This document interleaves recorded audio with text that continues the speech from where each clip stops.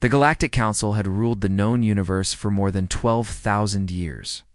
It was a gathering of the most powerful species from across the stars. They met in a massive station called Apex that floated in the darkness between galaxies. The station was made of crystalline light, and it could hold millions of beings at once.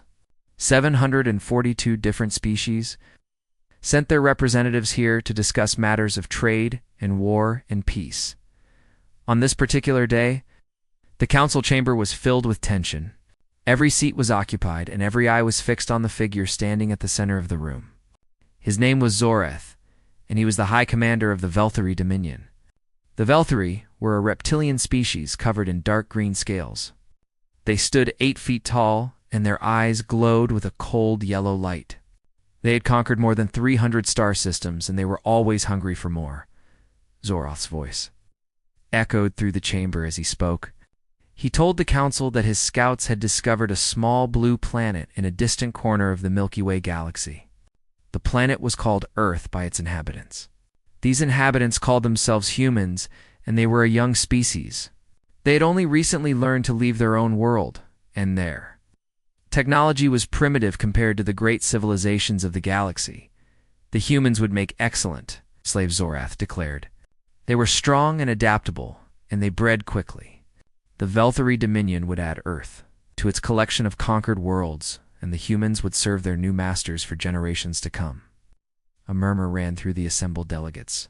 Some nodded in approval because conquest was common in the galaxy, and no one cared much about primitive species. But others shifted uncomfortably in their seats. There was something about this announcement that felt wrong.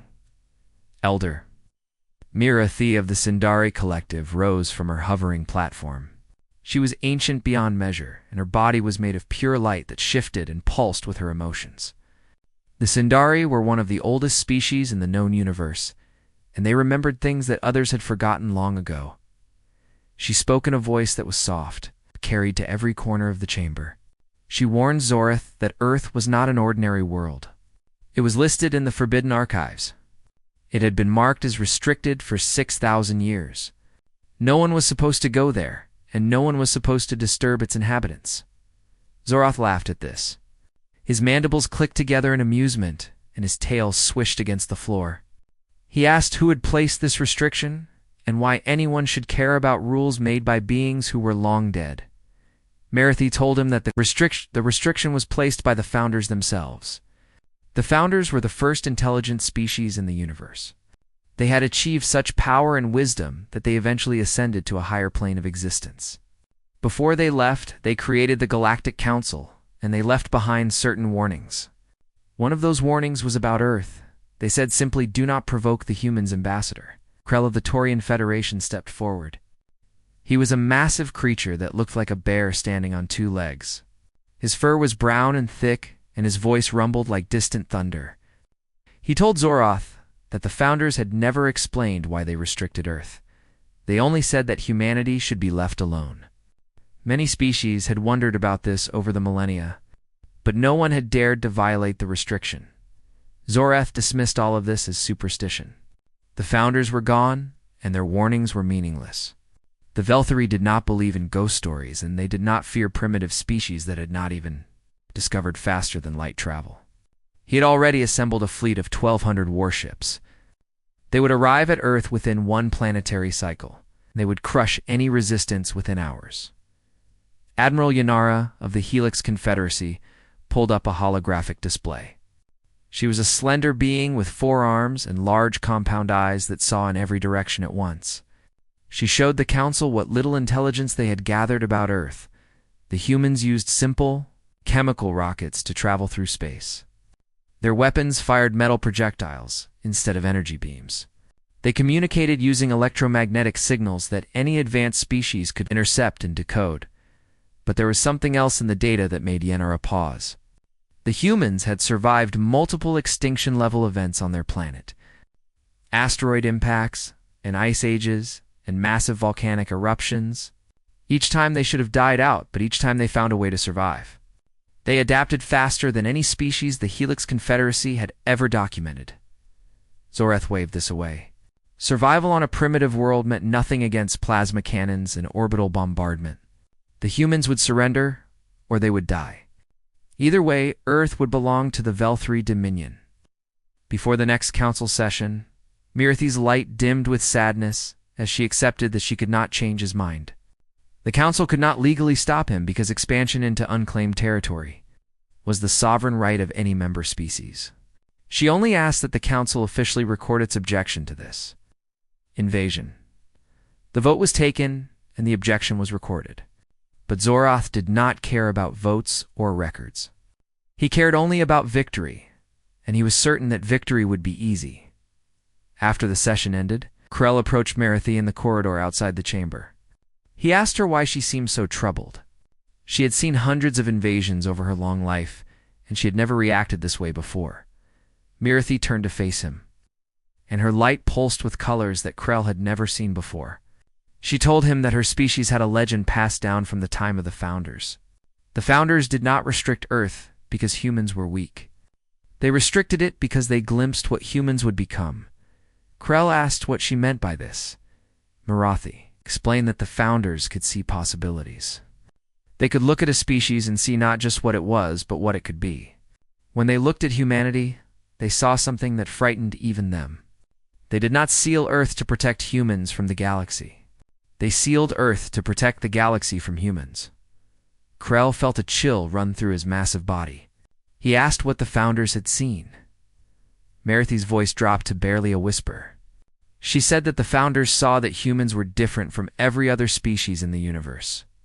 When most species faced a threat, they either surrendered or they fought with what they had.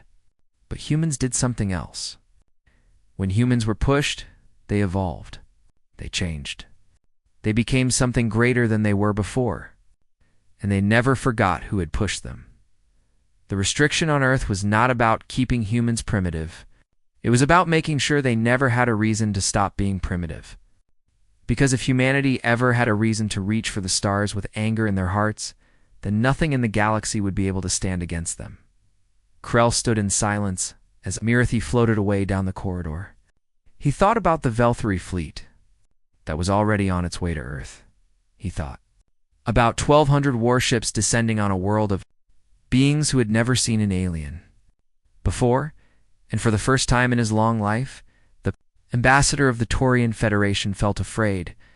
Not afraid of the Velthri and their conquest, afraid of what was about to be unleashed upon the universe, somewhere in the cold darkness of space. The Velthri fleet moved toward its target. The soldiers aboard those ships were confident and eager. They had conquered dozens of worlds, and they expected this one to be no different. They had no idea what was waiting for them. Lieutenant Commander Kevin Price had been living aboard the International Space Station Unity for 7 months. He was 42 years old, with gray starting to show at his temples and lines around his eyes from years of squinting at instrument panels. He commanded a crew of 6 astronauts from different countries, and their mission was supposed to be simple. They were conducting experiments and maintaining the station and watching the Earth. Turned slowly beneath them, everything changed at exactly 3:47 in the morning Greenwich Mean Time. The alarm cut through the silence of the station like a knife. Kevin was asleep in his small compartment when the sound jolted him awake. He pushed himself out of his sleeping bag and floated through the narrow corridor toward the observation module. His heart was pounding because that particular alarm meant something had been detected in Earth's orbit. Something that was not supposed to be there. Dr. Linda Morrison was already at the observation window when Kevin arrived. She was the station's chief science officer, and her face was pale in the dim light. The rest of the crew gathered behind them one by one. Nobody spoke. Nobody needed to, because what they saw through the window made words necessary. The sky was full of ships. They emerged from tiers in space itself. Hundreds of vessels appeared out of nothing, and each one was larger than anything humanity had ever built. They were dark and angular, with sharp edges and glowing lines of green energy running along their hulls.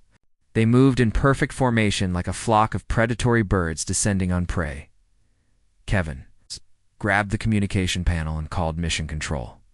His voice was steady even though his hands were shaking. He reported what they were seeing and asked if anyone on Earth had an explanation. The response came through heavy static. Mission Control confirmed that they were tracking approximately 1,200 unknown vessels entering Earth orbit. All military assets around the world were being mobilized.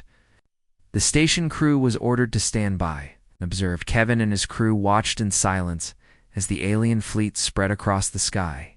Some of the ships were moving toward the planet's surface. Others took up positions in high orbit as if they were standing guard. It was clearly a military operation. It was clearly an invasion. On the ground, the world was waking up to a nightmare. In Washington, D.C., President Martha Collins was pulled from her bed by her chief of staff at 4 a.m.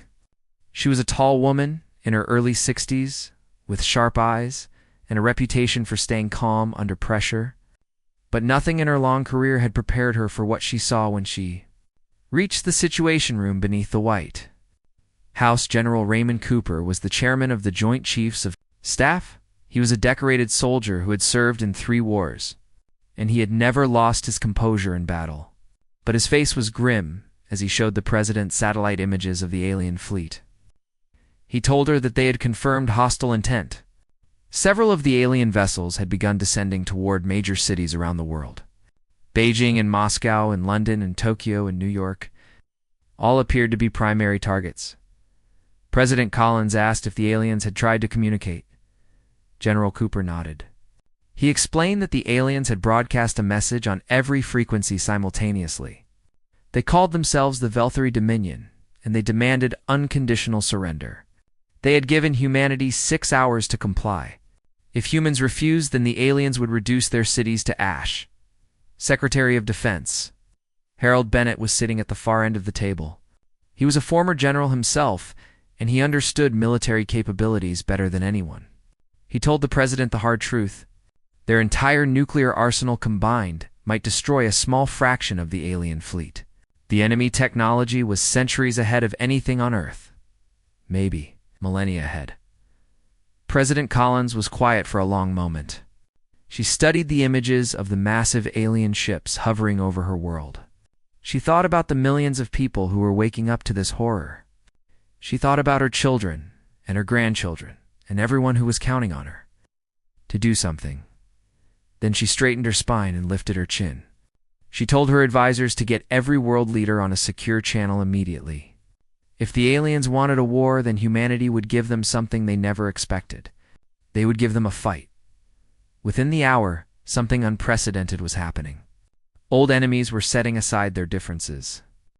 The President of the United States was speaking directly with the leaders of Russia and China. European nations were coordinating with Asian nations.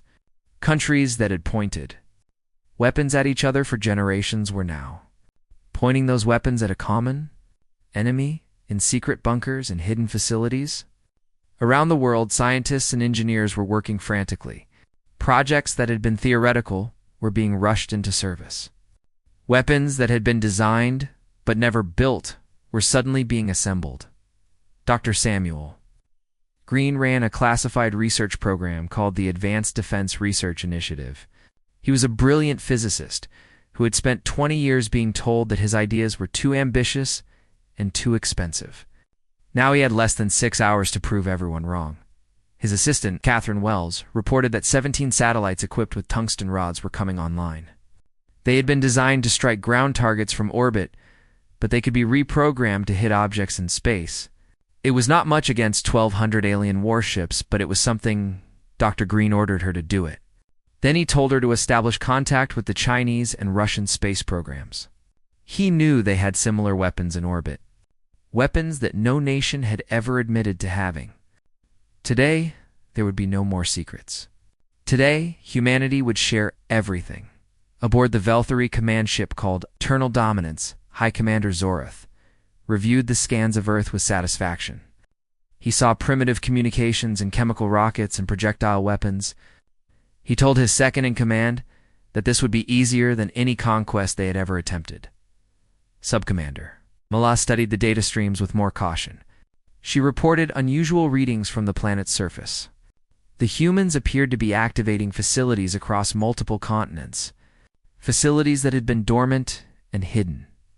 Zorath dismissed her concerns. He told her to let the humans scramble. It would make no difference against the might of the Velthary Dominion. But deep beneath the surface of Earth, in bunkers and bases that no satellite could see, humanity was preparing. Soldiers were loading weapons, and pilots were climbing into cockpits, and scientists were running calculations. For the first time in history, the entire species was united by a single purpose. The aliens expected fear. They expected panic. They expected surrender. They had no idea that they had just made the worst mistake in the history of the galaxy.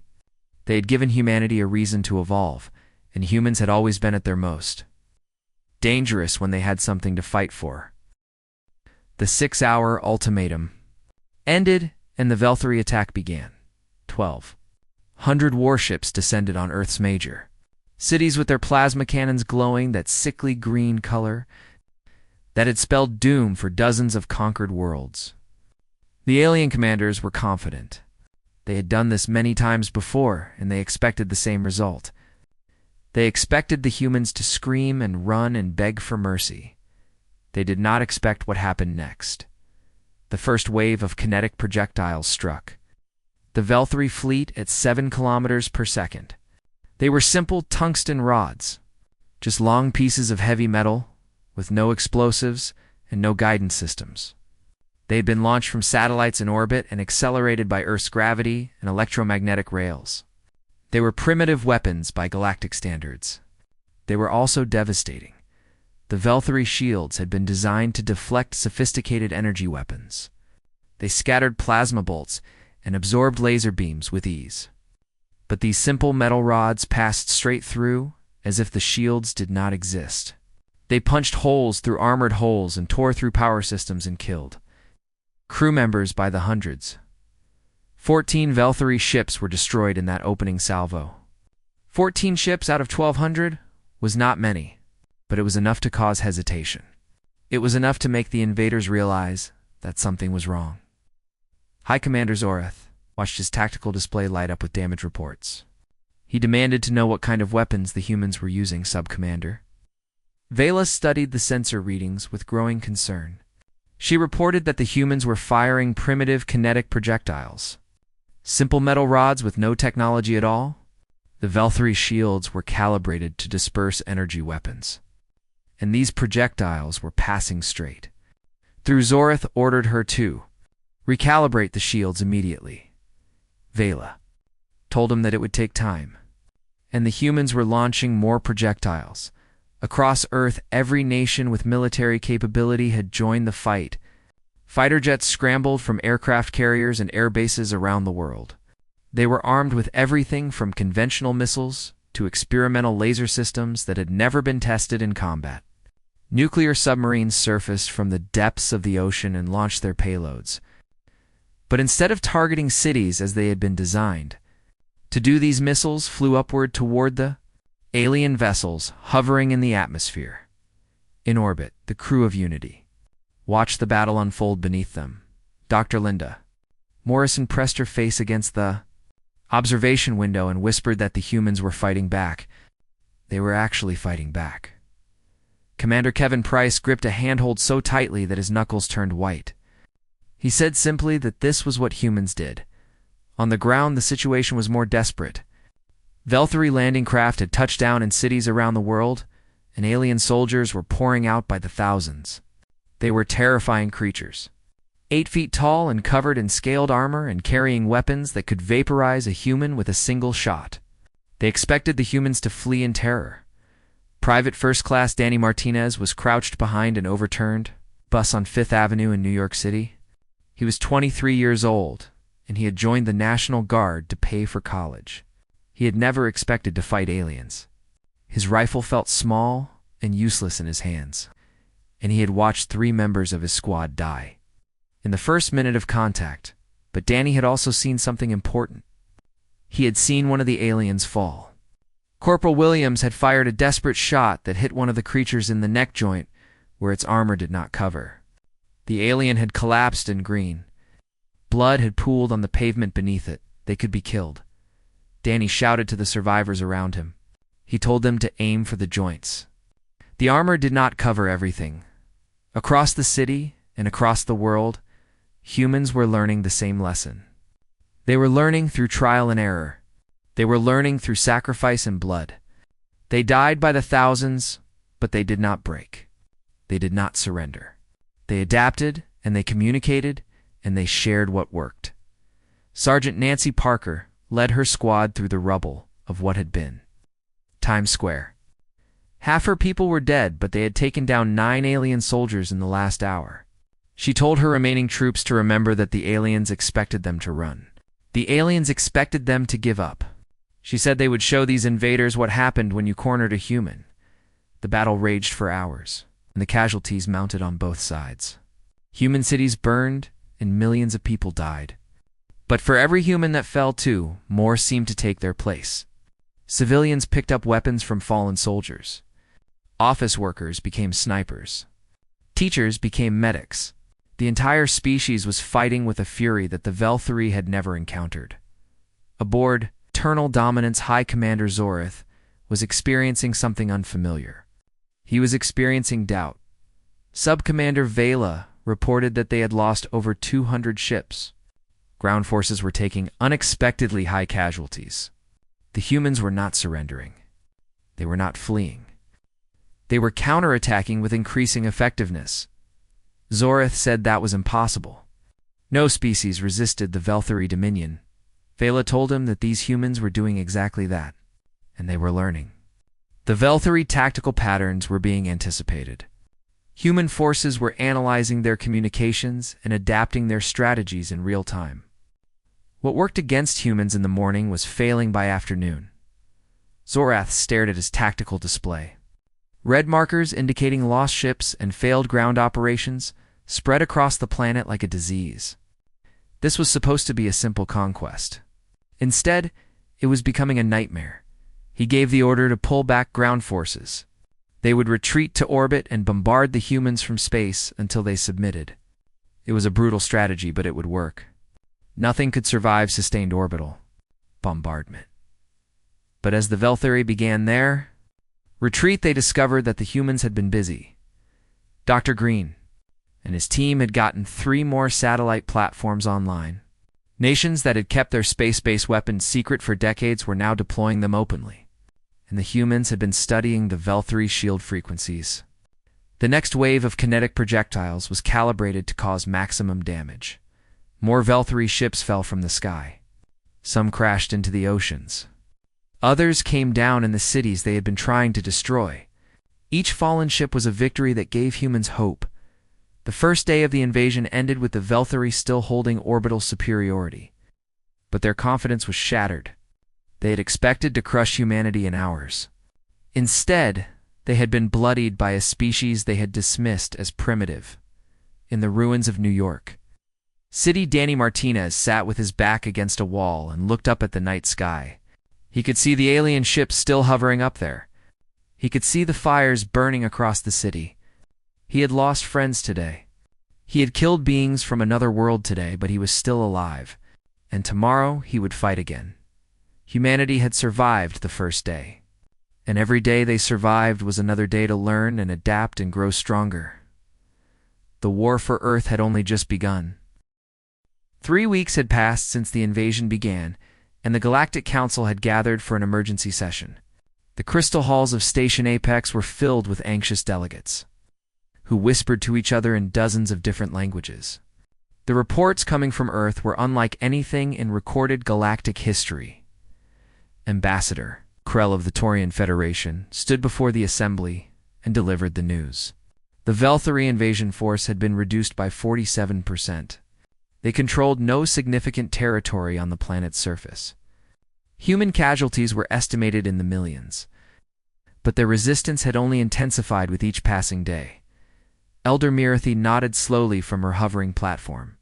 Her light pulsed with a mixture of sadness and something that might have been vindication. She said that it was exactly as the Founders had warned. The humans did not simply fight. They transformed. A holographic transmission flickered to life in the center of the chamber. High Commander Zorith appeared before the council, but he was not the proud conqueror who had stood there 3 weeks ago. His scales had lost their shine, and his yellow eyes were dim with exhaustion. He spoke in a voice that trembled with desperation. He told the council that he required reinforcements. The humans had developed countermeasures for every weapon the Velthri deployed. They had captured 3 Velthri vessels intact and reverse-engineered the propulsion systems within days. They were now constructing their own fleet using Velthri technology. The council chamber erupted in shocked murmurs. Delegates looked at each other with disbelief written on their alien faces. Admiral Yanara of the Helix Confederacy leaned forward on her platform. Her compound eyes focused on Zorath with intense scrutiny. She asked if he was telling them that a species without faster-than-light travel was now building ships based on Velthri technology after only 3 weeks of exposure. Zorath's mandibles clicked with shame as he answered. He said they were not just building, they were improving. The vessels the humans were constructing showed design modifications that the Velthri did not understand. The humans were innovating beyond Velthri capabilities on Earth. The transformation was happening faster than anyone had thought possible. Every university and every research institution and every brilliant mind on the planet was focused on a single goal. The captured Velthri technology was being studied and replicated and enhanced at a pace that defied all logic. Dr. Lisa Drun had been a theoretical physicist at MIT before the invasion. She had spent her career studying concepts that most people considered science fiction.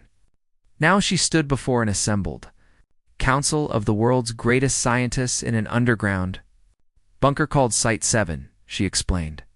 That the Velthri used a form of quantum tunneling for their faster-than-light travel. Their implementation was elegant, but inefficient. Human scientists believed they could improve the energy conversion ratio by a factor of 3. General Raymond Cooper shook his head in amazement. He pointed out that 3 weeks ago humanity did not even know faster-than-light travel was possible. Now they were talking about improving it. Dr. Chen smiled despite the exhaustion on her face. She said that humans had always been good at building on existing work. They did not need to reinvent the wheel. They just needed to understand the principles. Once they understood, then improvement was instinctive. In shipyards around the world, a new fleet was taking shape. The designs incorporated Velthri technology, but they reflected human sensibilities. They had redundant systems and manual overrides, and the ability to be repaired with basic tools. They were not elegant. They were not pretty. But they were effective. Commander Kevin Price had been evacuated from the space station Unity during the first week of the invasion. Now he stood on the deck of the first completed human warship. It was called the Earth Defense Ship Perseverance, and it was 1 kilometer long. Weapons bristled from every surface. It combined human determination with alien technology. Dr. Linda Morrison had been assigned as his science officer.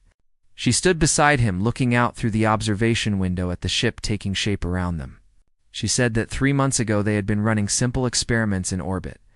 Now they were preparing to take the fight to an alien empire. Price nodded slowly. He said they did not just fight back. They became something new. The human counteroffensive began on a Tuesday morning. 47 human vessels launched from hidden facilities around the globe. They rose through the atmosphere on engines that burned with blue fire instead of the green glow of Velthri ships.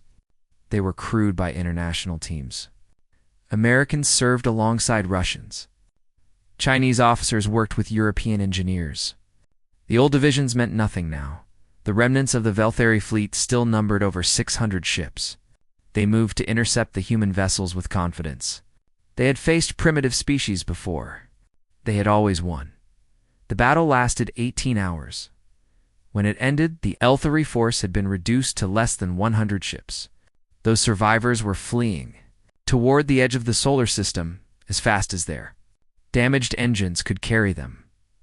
High Commander Zorath watched from his bridge as his once mighty armada scattered like frightened animals. His voice was barely a whisper as he asked how the humans had done this. Sub-Commander Vela had served Zorath for 30 cycles. She had never seen him defeated. She had never seen him afraid. But she saw both in his eyes now. She spoke quietly as she tried to explain. She told him that she had reviewed the historical records during their retreat. The humans had fought among themselves continuously for their entire recorded history. War was not something unusual for them. It was a constant. They had been refining the art of destruction for thousands of years. Every generation had improved on the weapons of the generation before. Every conflict had taught them new lessons. The Velthari had conquered species that had never known war. They had crushed civilizations that had evolved in peace. But the humans were different. The humans had been preparing for a fight like this without even knowing it. Every war they had ever fought against each other had been practice for this moment. Vela looked at her commander with something like pity in her eyes. She told him that they had awakened a sleeping predator. And now that predator was hungry? In the council chamber on Station Apex, the delegates watched in stunned silence as reports of the Velthari defeat spread across their displays. Elder Mirathi addressed the assembly.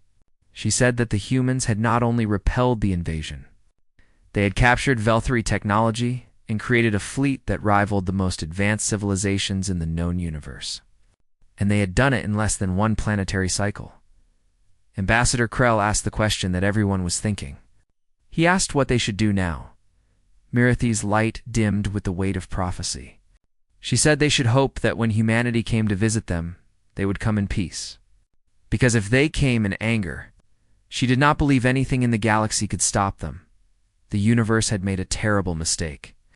It had shown humanity that there were threats among the stars, and humanity never forgot a threat. 5 years had passed since the Velthari invasion, and Earth had transformed into something unrecognizable. Planet that had once been isolated and primitive now sat at the center of an expanding sphere of human influence. Colonies dotted the surface of Mars and the moons of Jupiter. Mining operations extracted resources from the asteroid belt. Research stations orbited distant planets that humans had only dreamed about a decade ago. And the human fleet now numbered in the thousands, with new ships being completed every week. President Martha Collins stood before the United Nations General Assembly in New York City. The building had been rebuilt after the invasion, and it was now larger and grander than before. But the most remarkable thing about this assembly was not the building. It was the audience. Representatives from across the galaxy watched via quantum-linked transmissions. Hundreds of alien species had tuned in to hear what the human leader would say. Some watched with hope. Others watched with fear. All of them watched with intense curiosity. President Collins spoke in a calm and steady voice. She said that humanity had not asked to be invaded. They had not sought conflict with the wider universe. But they had learned something important about themselves when the Velthari came to enslave them. They had learned that humanity, when united, was capable of wonders they had never imagined in the orbital shipyard. Above Earth Fleet Admiral Kevin Price oversaw the construction of humanity's newest vessel class. He had come a long way from the frightened astronaut who had watched the invasion begin from a tiny space station. Now, he commanded the most powerful military force in the known galaxy. The Sovereignty-class carriers were massive ships that stretched for 2 kilometers from bow to stern. They incorporated technologies that humans had not just copied, but fundamentally reimagined. Engineers from a dozen nations had worked together to create something that no single country could have built alone. Captain Linda Morrison stood beside him on the observation deck. She had served as his science officer during the war, and she had remained by his side ever since. She reported that the Sindari Collective had requested formal diplomatic relations. The Taurian Federation was proposing a mutual defense treaty. Even some former Velthari's territories were seeking human protection. Price watched through the window as robotic arms assembled another section of hull plating. He said that 5 years ago they had been alone and primitive. Now species across the galaxy were asking for their help. Morrison nodded thoughtfully. She said they did not just fight back. They became something new. On Galactic Station Apex, a very different gathering was taking place. The crystal halls that had witnessed so many historic moments were about to witness another. High Commander Zorith had been stripped of his rank and brought before the council to face judgment for his failed invasion. But the trial was not the real purpose of this session. The real purpose was to discuss humanity's place in galactic civilization. Elder Mirathi presided over the assembly from her hovering platform. Her light pulsed with colors that reflected the gravity of the moment. She announced that the human delegation had arrived. Ambassador Rachel Bennett entered the chamber with her staff. Following behind her, she was a tall woman with silver hair and sharp, intelligent eyes. She had spent the invasion coordinating international resistance from a bunker beneath the Swiss Alps. She had helped forge the alliance that saved humanity. Now she represented her entire species before the gathered powers of the galaxy. She thanked the Council for the opportunity to address them. She said that the United Nations of Earth came not as conquerors, despite what some might fear. They came as what they had always been: explorers, learners, builders. Ambassador Krell leaned forward from his platform. His fur bristled with a mixture of respect and concern. He pointed out that humanity had developed faster than light travel and advanced energy weapons and defensive technologies that rivaled the oldest civilizations in the known universe. They had done all of this in 5 years. Everything suggested they would continue to advance at this pace. He asked if the ambassador could understand why some might find this concerning. Ambassador Bennett nodded. She said she understood completely.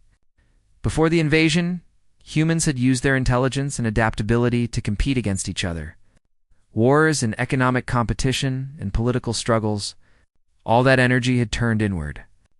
But the Velthari showed them what happened when they turned that energy outward. The invasion unified them. It made them realize that the petty differences they had fought over were meaningless compared to what they could achieve together. Admiral Yanara asked what would happen if another species threatened humanity. Ambassador Bennett's expression grew serious. She said they would defend themselves. But they had no interest in empire or domination. They had seen what that led to.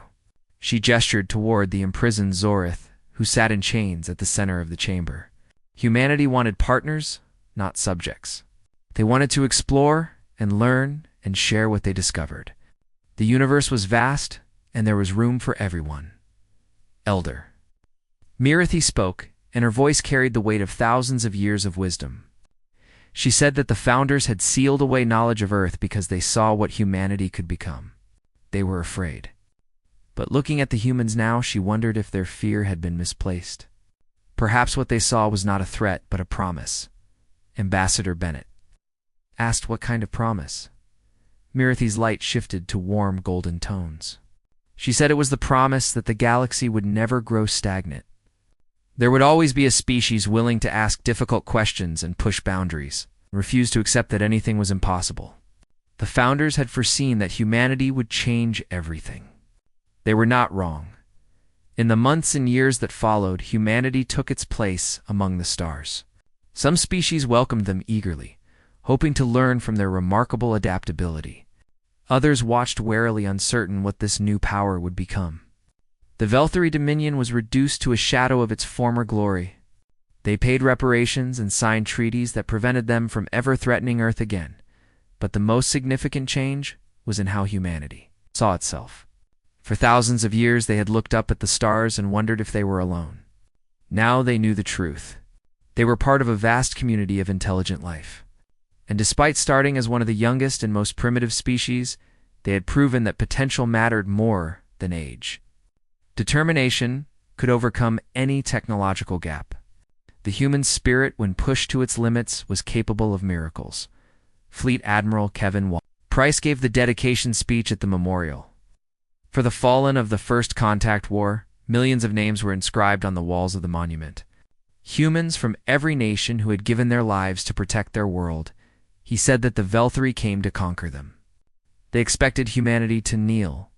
Instead, humanity showed them what happened when you threatened their home and their families and their future. Humanity did not give up. They did not surrender. They did not break. He paused and looked up at the stars that were now visible in the evening sky. Human ships patrolled among those stars now. Human colonies grew on distant worlds. Human children were being born who would never know. A universe where their species was alone and afraid. He said that the galaxy knew their name now. Let them remember that humanity earned their place among the stars. Not through luck, not through chance, but through sacrifice and determination and the unbreakable will of the human spirit, then his voice grew hard with warning.